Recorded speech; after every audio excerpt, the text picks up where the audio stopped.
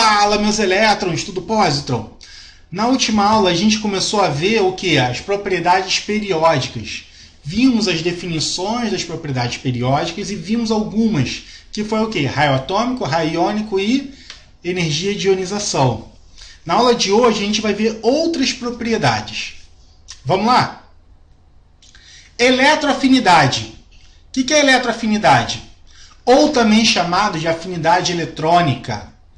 É a energia liberada quando um átomo isolado no estado gasoso recebe um elétron. Agora, eu estou fornecendo elétrons. Galera, toda vez que eu forneço elétrons, ele vai liberar energia. Toda vez que eu arranco elétrons, eu preciso dar energia. Então, eletroafinidade é o que? Agora ele quer liberar quando eu dou um elétron. Toda vez que eu dou elétron, eu estou formando um ânion. Se eu formo um ânion, o que acontece? Eu estou aumentando o meu raio. Seguinte, para átomos com raios muito pequenininhos, ele possui muita afinidade eletrônica. Por quê? Porque ele atrai muito fácil esse elétron. Se ele atrai muito fácil esse elétron, ele vai liberar a energia que ele tinha em excesso. Então, quanto menor o raio atômico, maior a eletroafinidade. Então, a eletroafinidade ela cresce da esquerda para a direita e de baixo para cima. Só que a gente tem que excluir quem? Os gases nobres. Como eles já estão estáveis, ou seja, com os subníveis completos, então ele já tem o quê? Já está estável, então ele já tem os elétrons que ele quer. Logo, você não consegue dar elétrons para ele. Então você exclui os gases nobres. Próxima propriedade que a gente vai ver é a eletronegatividade. Essa propriedade é a força de atração exercida por um átomo sobre os elétrons de outro átomo quando eles estão ligados, ou seja, quando estão fazendo uma ligação. Então, quando dois átomos estão ligados, existe uma atração de um átomo pelo elétron dos outros. E essa atração é chamada de eletronegatividade.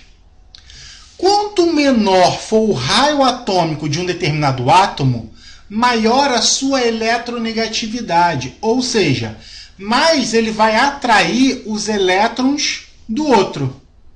Bom, se eu quero muitos elétrons, eu preciso ter um raio pequeno. Então, a eletronegatividade ela cresce o quê? De baixo para cima e da direita para a esquerda.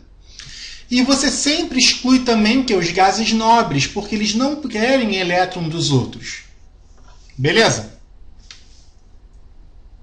Densidade. Densidade, a gente já viu em outras aulas, que é a relação entre a massa e um volume de um corpo. Na tabela periódica, a densidade tem um comportamento engraçado. Na família A, quanto maior for a massa atômica, maior vai ser a densidade. Ou seja, quanto maior for esse átomo, maior vai ser a densidade. E além disso, ela, quando eu tenho das extremidades para o centro, a minha densidade também aumenta. Quem são os elementos mais densos da tabela periódica, Eric? O ósmio, que é o mais denso de todos, que é a densidade de 22,5 gramas por centímetro cúbico. Ou seja, cada ml de ósmio tem 22,5 gramas. Seguido do irídio, que tem 22,4. Na tabela periódica a gente tem o quê? Olha, densidade cresce de cima para baixo na família A e no meio, tá? Ela cresce pro meio da tabela periódica. Então ela tem esse comportamento engraçado, o quê? Das extremidades para o centro e de cima para baixo. Beleza? Ponto de fusão e ponto de ebulição também tem uma propriedade interessante. A gente sabe que ponto de fusão é a temperatura que um determinado elemento passa do estado sólido para o estado líquido. E ponto de ebulição é a temperatura que ele passa do estado líquido para o estado gasoso. Na tabela periódica, como é que funciona? Famílias 1A e 2A. quanto menor a camada, maior temperatura de fusão e ebulição. Para outras famílias, quanto maior as camadas, maior a temperatura de fusão e ebulição. E das extremidades para o centro, eu tenho temperaturas maiores. E, Eric, ruim de visualizar? Calma. Na tabela periódica, o elemento que tem maior ponto de fusão, metal com maior ponto de fusão, é o tungstênio, que é aquele elemento que é utilizado em lâmpadas antigas, que tem uma temperatura de fusão de 3.410.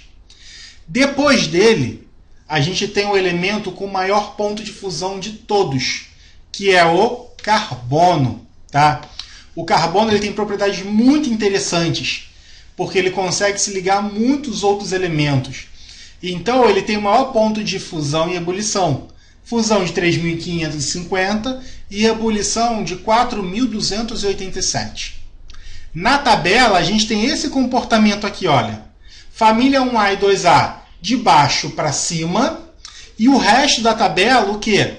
Das extremidades para o meio e de cima para baixo. É um pouco confuso, mas a gente consegue, aos poucos, decorar esse comportamento. Beleza? E por último, volume atômico, que também tem um comportamento interessante. Galera, volume atômico, ele não é o volume de um átomo, tá? A gente define volume atômico como a massa de uma quantidade de átomos dividido pela densidade desses átomos no estado sólido.